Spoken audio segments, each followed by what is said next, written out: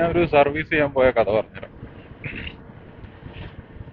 അതായത് എൻ്റെ ബൈക്ക് ഇപ്പോൾ വാങ്ങിച്ചിട്ട് ഈ ഒരു മാർച്ച് 27 ആവുകയാണെങ്കിൽ, 27, 28 കറക്റ്റ് എനിക്ക് ഓർമ്മയില്ല, ആ ഒരു ഡേറ്റ് ആവുകയാണെങ്കിൽ 2 വർഷമായി. അപ്പോൾ ഈ 2 വർഷത്തിനിടെ എനിക്ക് തോന്നുന്നു 5 സർവീസ് ഞാൻ ചെയ്തു. 4 ഫ്രീ സർവീസും ഒരു പെയ്ഡ് സർവീസും ചെയ്തു.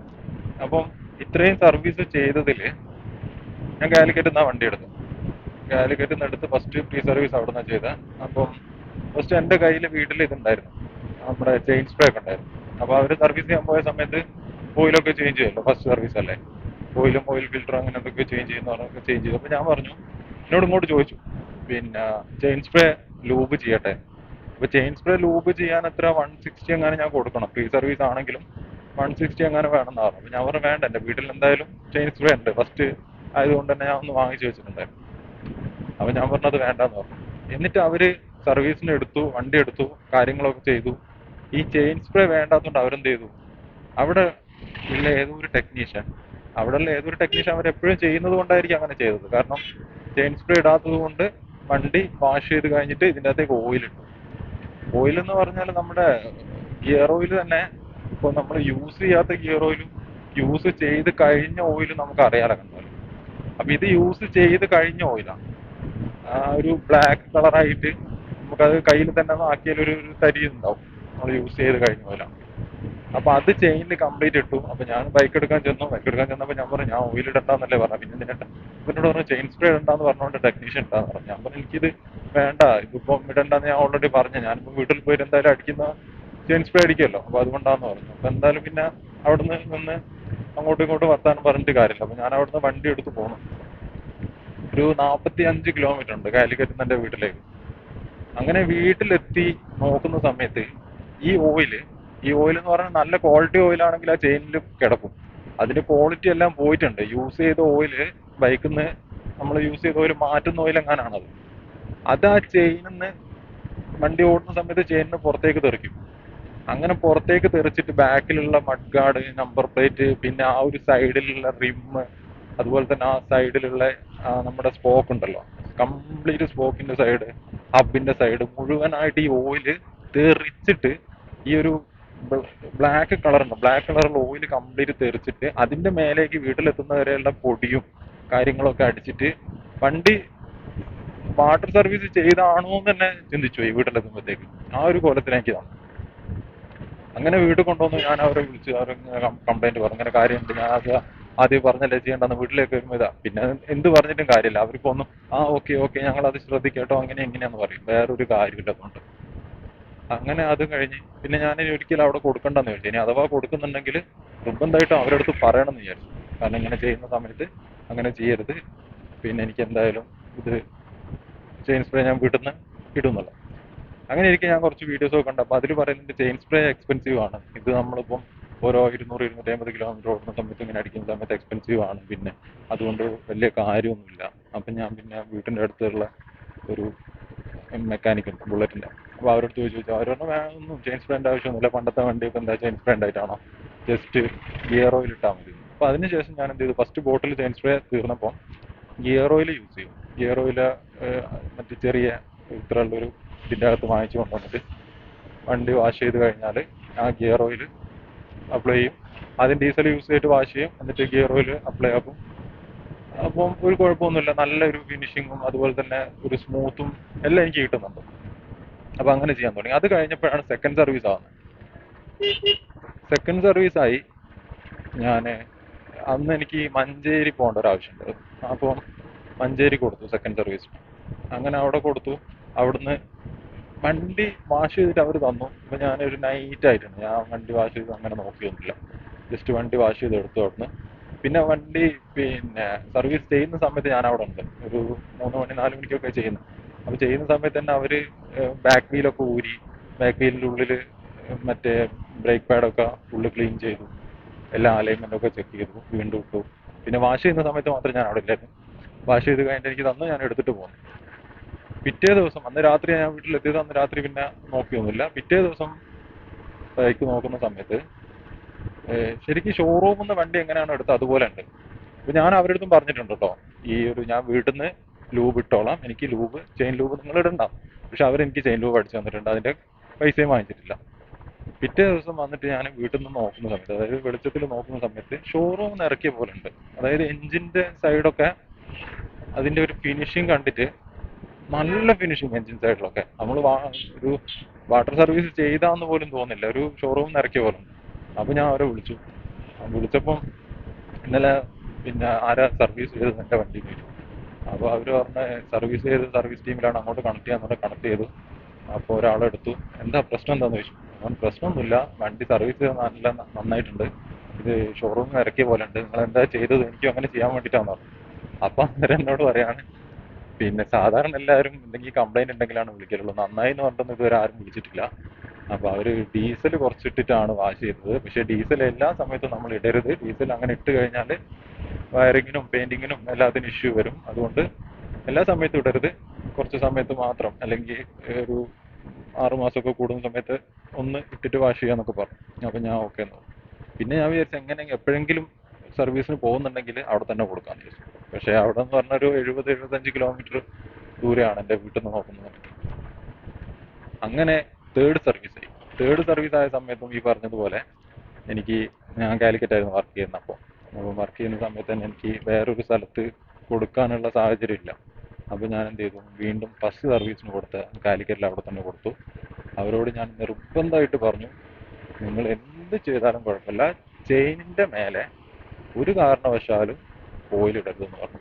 പാവങ്ങാടുള്ള സർവീസ് സെന്ററാണ് കാലിക്കറ്റിലുള്ള എല്ലാ സർവീസ് സെന്ററും മോശമാണെന്നല്ല ഞാൻ പറയുന്നത്, പാവങ്ങാടുള്ള സർവീസ് സെന്ററാണ് എനിക്ക് ഈ അനുഭവം ഉണ്ടായത്. അപ്പൊ അവരോട് ഞാൻ അത്രയും പറഞ്ഞു, ഒരു 3-4 തവണ അവന്റെ മുഖത്ത് നോക്കി ഞാൻ പറഞ്ഞു, എന്തായാലും ചെയിനിൽ ലൂബ് അടിക്കരുത്, ഓയിൽ ഇടരുത്. അങ്ങനെ അത് കഴിഞ്ഞ് ഞാൻ വർക്കൊക്കെ കഴിഞ്ഞ് പിന്നെ 5:30 ആ ഒരു ടൈമിൽ അവിടെ എത്തി. നോക്കുന്ന സമയത്ത് അന്നത്തെ പോലെ തന്നെ ഫസ്റ്റ് സർവീസിന് എന്താണോ അവർ ചെയ്ത് വെച്ചാൽ അതുപോലെ തന്നെ ചെയിൻ സ്പ്രേ അടിച്ചിട്ടില്ല, പക്ഷെ ഈ യൂസ് ചെയ്ത ഓയിൽ ഇട്ട് നിറച്ചു വെച്ചിട്ടുണ്ട്. അപ്പൊ ഞാൻ പറഞ്ഞു, നിങ്ങളോട് മലയാളത്തിൽ ഞാൻ ആദ്യമേ പറഞ്ഞാണ് ഇതിൻ്റെ അകത്ത് ഒന്നും അടിക്കരുത് അടിക്കണം. അപ്പൊ അവൻ വേഗം അതിൻ്റെ ഉള്ളിലുള്ള ടെക്നീഷ്യൻ്റെ അടുത്ത് പോയിട്ട്, നിങ്ങളോട് ആരാ ഇത് ചെയ്യാൻ പറഞ്ഞത്, ഇത് ചെയ്യാൻ പറഞ്ഞത് എന്റെ മുമ്പ് നിന്ന് ഇതാവാൻ വേണ്ടിയിട്ട്. അപ്പൊ ഞാൻ പറഞ്ഞു, എനിക്കിത് വേണ്ട, എനിക്കിതിപ്പം വാഷ് ചെയ്ത് തരണം, അല്ലെങ്കിൽ വീട്ടിലെത്തുന്ന സമയത്ത് ബാക്ക് നമ്പർ പ്ലേറ്റ് മടക്കാടൊക്കെ ഞാൻ വീട്ടിൽ നിന്ന് ക്ലീൻ ചെയ്യേണ്ടവർ, എനിക്ക് മുഴുവനായിട്ട് വാഷ് ചെയ്ത് തരണം. അങ്ങനെ വീണ്ടും ബൈക്ക് ഉള്ളിലേക്ക് കയറ്റി കൊണ്ടുപോയി വാഷ് ചെയ്ത് പ്രഷർ വാഷർ ചെയ്ത് വന്നിട്ടും ആ പ്രഷർ വാഷ് ഇങ്ങനെ ചെയ്യുന്ന സമയത്ത് ചെയിനിന്റെ അകത്തുനിന്ന് ആ ഓയിൽ പോയിട്ട് നേരെ വീഴുന്നത് നമ്മളെ റിമ്മിന്റെ സൈഡിലേക്കാണ്. പിന്നെ അവിടുന്ന് ഒരുപാട് ഞാൻ അവനെ എന്തൊക്കെയോ പറഞ്ഞു, ചീത്തയൊന്നും പറഞ്ഞില്ല, പക്ഷെ നല്ല രീതിയിൽ തന്നെ നന്നായിട്ട് പറഞ്ഞു. മോശം വേർഡ്സ് ഒന്നും യൂസ് ചെയ്യാതെ അങ്ങനെ തന്നെ അവനോട് പറഞ്ഞു. ഇനി ഒരിക്കലും ഞാൻ അവിടെ കൊണ്ടുവരില്ല എന്ന് പറഞ്ഞു. അങ്ങനെ അതും കഴിഞ്ഞ് അവൻ വാഷ് ചെയ്തെന്നൊക്കെ അവന്റെ മുഖത്ത് തന്നെ ഉണ്ട് എന്തോ ഇതൊക്കെ ചെയ്യുന്നത് പോലെ. ചെയ്ത് അന്ന് ഫുള്ളായിട്ട് റിമ്മിന്റെ മേലേക്കാണ് ഫുള്ള് ഓയിലായത്. പിന്നെ ഇനിയും വർത്താനം പറഞ്ഞിട്ട് ഒരു ഉളുപ്പ് എന്ന് പറഞ്ഞൊരു സംഭവം അവർക്ക് വേണമല്ലോ, നമ്മൾ പറഞ്ഞാലോ അല്ലെങ്കിൽ ചെയ്യുന്നല്ലോ, അതൊന്നുമില്ല. അങ്ങനെ അവിടുന്ന് ബൈക്ക് എടുത്ത് ഇറങ്ങി. അതുവരെ ഞാൻ ബൈക്ക് ഓടിച്ചിട്ടില്ല. ബൈക്ക് എടുത്ത് ഇറങ്ങി ജസ്റ്റ് ഒരു 100 മീറ്റർ പോകുമ്പോഴത്തേക്ക് തന്നെ എനിക്ക് എന്തോ ഒരു, എനിക്ക് ബൈക്ക് ഗിയർ ഒന്ന് ചേഞ്ച് ചെയ്യുന്ന സമയത്ത് ബൈക്ക് ഇങ്ങനെ തുള്ളി പോവാ. നോക്കുമ്പോൾ ക്ലച്ച് ഉള്ളത്, ഇപ്പൊ എന്റെ ക്ലച്ച് എന്ന് പറഞ്ഞാൽ കറക്റ്റ് ഈ ഒരു പൊസിഷനിലാണ് കറക്റ്റ് ഉള്ളത്. അവൻ ക്ലച്ച് എന്ത് ചെയ്തിട്ടുണ്ടെന്ന് പറഞ്ഞാൽ ഈ ഒരു റേഞ്ചിലാക്കി വെച്ചിട്ടുണ്ട് ക്ലച്ച്, ഈ ഒരു റേഞ്ചിൽ. അതായത് ഈ ഒരു റേഞ്ചിൽ നിന്ന് നമ്മളിപ്പോൾ ഒരു ബ്ലോക്കിൽ എത്തിയിട്ട് ബ്ലോക്കിലിപ്പം ക്ലച്ച് പിടിച്ചു, എന്നിട്ട് ഗിയർ ഇതുവരെ ക്ലച്ച് ഇല്ല, ഇവിടുന്നാണ് ക്ലച്ച് ഉള്ളത്. അപ്പൊ ഈ ഒരു പൊസിഷനാണ് എല്ലാ സമയത്തും വേണ്ടത്. പക്ഷെ അവനെന്താ ചെയ്ത് വെച്ചെന്ന് പറഞ്ഞാൽ അത് ഇവിടെ ആക്കി വെച്ചിട്ട് ഞാൻ ബ്ലോക്കിൽ നിന്നൊക്കെ അല്ലെങ്കിൽ ഒന്ന് നിർത്തി എടുക്കുമ്പോഴത്തേക്ക് വണ്ടി ഇങ്ങനെ ചാടും. അപ്പൊ ഞാൻ അവൻ്റെ അടുത്ത് പോയി, നിങ്ങൾ ക്ലച്ച് എന്താ ചെയ്ത് വെച്ചത്, നിങ്ങൾ ആദ്യം തന്നെ ചെയ്തത്. അപ്പൊ അവർ പറഞ്ഞു, അല്ല ഞങ്ങളോട് റോയൽ എൻഫീൽഡ് എന്ന് പറഞ്ഞിട്ടുണ്ട് ക്ലച്ച് അഡ്ജസ്റ്റ് ചെയ്യേണ്ട രീതി എന്നൊക്കെ പറഞ്ഞു അവനെ ഒരു സ്കെയിലൊക്കെ എടുത്തുകൊണ്ടുവന്ന് ഇങ്ങനെയാണ് ചെയ്യേണ്ടത്. ഞാൻ പറഞ്ഞു, എനിക്ക് ഒന്നും ചെയ്യേണ്ട, എനിക്ക് എൻ്റെ പഴയ പോലെ എങ്ങനെയാണ് അതുപോലെ ചെയ്തു തന്നാൽ മതി എന്ന് പറഞ്ഞു. അങ്ങനെ വീണ്ടും അവനോട് കുറെ വർത്താനൊക്കെ പറഞ്ഞു. അവന് പറയുന്നത് അങ്ങനെയല്ല, ഞങ്ങൾ റോയൽ എൻഫീൽഡ് എന്ന് പറഞ്ഞാൽ അങ്ങനെയാണ്, ഞങ്ങൾ ഇങ്ങനെ ചെയ്യും, അതാണ് ഇതാണ്. ഞാൻ എനിക്ക് എൻ്റെ വണ്ടി എങ്ങനെയാണ് ഞങ്ങൾക്ക് തന്നത് അതുപോലെ ആക്കി തന്നാൽ. അങ്ങനെ മറ്റോ സ്പാനർ എടുത്തുകൊണ്ടുവന്ന് ക്ലച്ച് അഡ്ജസ്റ്റ് ചെയ്തു. ഞാൻ എങ്ങനെയാണുള്ളത് ഇപ്പൊ എങ്ങനെയാണുള്ളത്, കാരണം ഞാൻ ഇതിന് മുമ്പ് അവിടെ തന്നെ ചെയ്തിട്ടുണ്ട്. അത് കഴിഞ്ഞിട്ട് ഞാൻ മഞ്ചേരിയിൽ നിന്ന് ചെയ്തു. അത് കഴിഞ്ഞിട്ട് മൂന്നാമത്തെയാണ് വീണ്ടും അവിടെ നിന്ന് ചെയ്യേണ്ട അവസ്ഥ വന്നത്, കാരണം വർക്കുള്ളതുകൊണ്ട്. കാരണം വർക്കുള്ളപ്പോൾ എനിക്ക് വേണമെങ്കിൽ വേറെ എവിടെയെങ്കിലും കൊടുക്കായിരുന്നു. പക്ഷെ ഞാൻ വീട്ടിലേക്ക് വരുന്ന ബസ് റൂട്ടിലാണ് ഈ ഒരു പാവങ്ങാട് എന്നുള്ളത് കൊണ്ട് മാത്രമാണ് അവിടെ കൊടുത്തത്. അങ്ങനെ അതും കഴിഞ്ഞ് പിന്നെ ഞാൻ അവൻ്റെ അടുത്തൊക്കെ പറഞ്ഞ് അഡ്ജസ്റ്റ് ആക്കി തന്നു. അപ്പം ഇതിന് മുമ്പ് ചെയ്ത ഒരു സർവീസ് സെന്ററിൽ പോലും എനിക്ക് എന്ത് ചെയ്തിട്ടില്ല, ക്ലച്ചിന് ഇങ്ങനെ ഒരു ഇഷ്യൂ വന്നിട്ടില്ല. അപ്പൊ അവൻ ചെയ്തത്, അവൻ അഡ്ജസ്റ്റ് ചെയ്തതിൽ മിസ്റ്റേക്ക് പറ്റി. ആ മിസ്റ്റേക്ക് പറ്റിയത് കൊണ്ട് തന്നെ എന്നാൽ ഓക്കെ മിസ്റ്റേക്ക് പറ്റിയ ഞങ്ങൾ ശരിയാക്കി തരാമെന്ന് പറയുന്നതിന് പകരം അത് മിസ്റ്റേക്ക് ഒന്നും അല്ല, അത് റോയൽ എൻഫീൽഡ് അങ്ങനെയാണ് പറഞ്ഞത് ഇങ്ങനെയാണ് പറഞ്ഞതെന്നൊക്കെ പറഞ്ഞു. അപ്പോൾ ഞാൻ കുറെ കൊല്ലമായിട്ട് വണ്ടി ഓടിക്കുന്നതാണ്. അപ്പോൾ ഇങ്ങനെ ഒരു ക്ലച്ച് വെച്ചിട്ട് അതൊരു പുതിയ ബൈക്ക് ഓടിക്കാന്ന് പറഞ്ഞാൽ എനിക്ക് നല്ല ബുദ്ധിമുട്ടാണ്, മാറ്റി തരണം എന്ന് പറഞ്ഞാൽ അങ്ങനെ അവൻ അഡ്ജസ്റ്റ് ചെയ്തോണ്ടാണ്. പിന്നെ ഒരു കാരണവശാലും വർക്കായാലും എന്ത് വന്നാലും ആ സർവീസ് സെന്ററിലേക്ക് ഞാൻ പോകില്ലെന്ന് തീരുമാനിച്ചു. അപ്പം അത് കഴിഞ്ഞിട്ട് നാലാമത്തെ സർവീസ് ആയപ്പോൾ ഞാൻ താമരശ്ശേരി കൊടുത്തു. താമരശ്ശേരി നാലാമത്തെ എനിക്ക് തോന്നുന്നു ഓയിലൊന്നും ചേഞ്ച് ചെയ്യാനില്ല, നാലാമത്തതിൽ ചെറിയ സർവീസാണ്. താമരശ്ശേരി കൊടുത്തു. അപ്പോൾ എൻ്റെ മുമ്പിലത്തെ ഈ രണ്ട് ലൈറ്റ് ഉണ്ടല്ലോ അത് വർക്ക് ചെയ്യുന്നില്ല. അപ്പോൾ ഞാനത് വാറണ്ടിയിൽ മാറ്റി കിട്ടാൻ വേണ്ടി അവിടെ കൊടുത്തു. അപ്പോൾ അവർ പറഞ്ഞു പിന്നെ വാറണ്ടിയിൽ മാറ്റി തരാൻ പറ്റൂല, നിങ്ങൾ ക്യാഷ് തരണം, ക്യാഷ് തന്നാൽ മാത്രമേ മാറ്റി തരാം. ഞാൻ പറഞ്ഞു ഓക്കെ എന്നാലും ക്യാഷ് തരാം, നിങ്ങൾ മാറ്റിക്കോട്ടോ. അതിന് ഒന്നിന് എത്ര 100 സംതിങ്, ഇതിനും 100 സംതിങ്. ബൾബിന് മാത്രമല്ല, ബൾബിൻ്റെ ഉള്ളിലുള്ള വേറെ എന്തോ മാറ്റം പറഞ്ഞു. അപ്പോൾ 100 സംതിങ് അങ്ങനെ ആ മാറ്റിക്കോന്ന് പറഞ്ഞു. അപ്പോൾ അവർ പറഞ്ഞു അവിടെ സാധനം ഇല്ല, ഓർഡർ ചെയ്യണം വരണം എന്നൊക്കെ പറഞ്ഞു. അങ്ങനെ അവിടെ നിന്ന് ചെയ്തില്ല, അവിടെ നിന്ന് പോന്നു. പിന്നെ ഇപ്പം അഞ്ചാമത്തെ സർവീസ് ആയപ്പോൾ വീണ്ടും മഞ്ചേരി പോകേണ്ട ഒരു ആവശ്യം ഉണ്ടായിരുന്നു. അപ്പോൾ അങ്ങനെ മഞ്ചേരി പോയി, മഞ്ചേരി കൊടുത്ത സമയത്ത് എനിക്ക് ആ ഒരു സെക്കൻഡ് സർവീസ് അവിടുന്ന് കിട്ടിയ ആ ഒരു സാറ്റിസ്ഫാക്ഷൻ ഉണ്ടല്ലോ, അതുകൊണ്ട് തന്നെ അവിടെ കൊടുത്തു. ഈ രണ്ട് ലൈറ്റിന് മാത്രം പ്രശ്നം ഉണ്ടെന്ന് പറഞ്ഞു, വേറെ കംപ്ലൈന്റും കാര്യങ്ങളൊന്നുമില്ല. അപ്പോൾ അവര് ഓക്കെ എന്ന് പറഞ്ഞു. ഉച്ചയ്ക്ക് ഒരു 12 മണിക്കാണ് കൊടുത്തത്. അപ്പോൾ ആദ്യം അവർ പറഞ്ഞു ചെയ്യാൻ പറ്റൂല, നാളത്തേക്ക് ബൈക്ക് ആവും എന്ന് പറഞ്ഞു. അപ്പം അല്ല, ഞാൻ കഴിഞ്ഞ ദിവസം വിളിച്ചിട്ടുണ്ടായിരുന്നു, അപ്പോൾ 12 മണിക്ക് വന്നാലും നമുക്ക് ചെയ്തു തരാമെന്ന് പറഞ്ഞിട്ടുണ്ടായിരുന്നു, ഞാൻ പണ്ട് ഇവിടുന്ന് വന്ന് ചെയ്തതെന്നൊക്കെ പറഞ്ഞപ്പോൾ ഓക്കെ നമുക്ക് അങ്ങനെ ചെയ്യാമെന്ന് പറഞ്ഞു. അങ്ങനെ എനിക്ക് എന്ത് ചെയ്തു, അവിടുന്ന് സർവീസ് ചെയ്ത് തന്നപ്പോൾ സെക്കൻഡ് സർവീസ് പോലെ തന്നെ നന്നായിട്ട് വാഷൊക്കെ ചെയ്ത് തന്നിട്ടുണ്ട്. പിന്നെ അവർക്കും ഈ പറഞ്ഞ പോലെ തന്നെ ഈ പാർട്സ് അവിടെ ഇല്ല. ഇതിൻ്റെ 2 പാർട്സ് ഉണ്ടല്ലോ മാറ്റേണ്ടത്, പാർട്സ് അവിടെ ഇല്ല. അതെന്നോട് പറഞ്ഞു ഓർഡർ ആയിട്ട് വന്നിട്ട് വിളിക്കാന്ന് പറഞ്ഞു. അത് എന്നോട് പറഞ്ഞെന്താ, നിങ്ങൾ പൈസ ഒന്നും തരണ്ട, ഇത് 2 വാറണ്ടിയിൽ മാറ്റിത്തരാം. ഇനിയിപ്പം വയറിംഗ് കിറ്റിനാണ് പ്രശ്നമെങ്കിൽ ഈ 2 ബൾബ് കത്താത്തത് വയറിംഗ് കിറ്റിന്റെ ഇഷ്യൂ കൊണ്ടാണെങ്കിൽ ആ വയറിംഗ് കിറ്റ് വരെ എന്ത് ചെയ്യാം, വാറണ്ടിയിൽ മാറ്റിത്തരാന്ന് പറഞ്ഞു. താമരശ്ശേരി എന്നോട് പറഞ്ഞത് വാറണ്ടിയിലൊന്നും മാറ്റിത്തരാൻ പറ്റില്ല, ഇതിന് പൈസ വേണമെന്നാണ് പറഞ്ഞത്. അപ്പം ഓരോ സർവീസ് സെന്ററും എന്തിനു വേണ്ടിയിട്ടാണെന്ന് എനിക്കറിയില്ല.